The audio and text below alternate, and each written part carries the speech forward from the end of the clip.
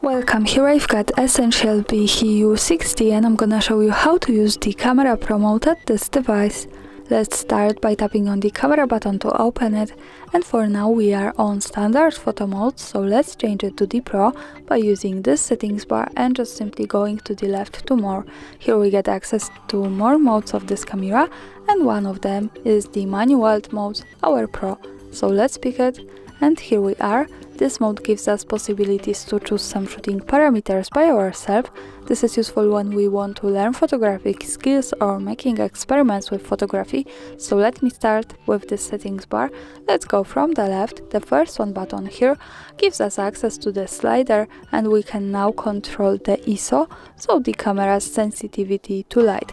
We are on auto settings, but by using it we can go to 100 ISO, so we can make our picture and camera less sensitive, and more sensitive by going to the right to 3 and 2000 of it. So this is really wide spectrum, like this kind of camera.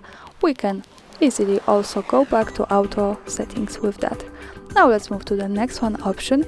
Here we can manage the shutter speed, so the time of taking picture, and we are on auto. We can also make it shorter from 1 and 8000 of seconds, and then go to the right to make it longer. So when we go to the shorter one, it should be definitely better to objects that are, for example, in move, to frozen them at the picture, and when we go to the longer, it should be better to objects that are stable.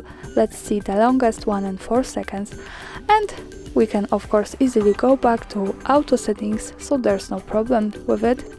Now let's move at the center to the exposure compensation slider, so we can now manage the light of our picture, and we can make it darker or brighter by using the slider, as you can see. But the important thing here is that to make work this exposure compensation button and slider, we have to be on the shutter speed on the auto, because when we adjust this manually, this button with exposure compensation is locked. This is a reason that the shutter speed together with ISO are kind, as you can see, the light managing. So when we use these two parameters, we don't need the exposure compensation. So when we want to use this button, we have to be on auto settings with the ISO and the shutter speed. And now let's move to the next one option, the white balance, so we can manage the temperature of our picture in Kelvin degrees by using this slider, and going, as you can see, to the left on it, we can make our picture temperature more cold, more blue.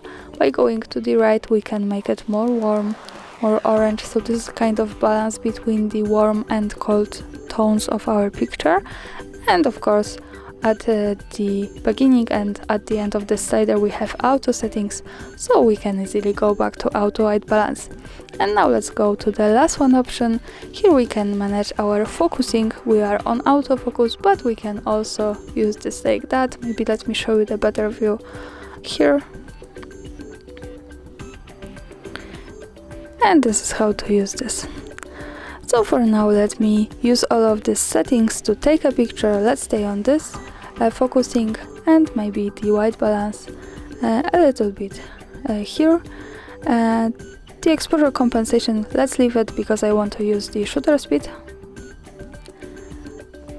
Maybe 1 and 500, and the ISO 800.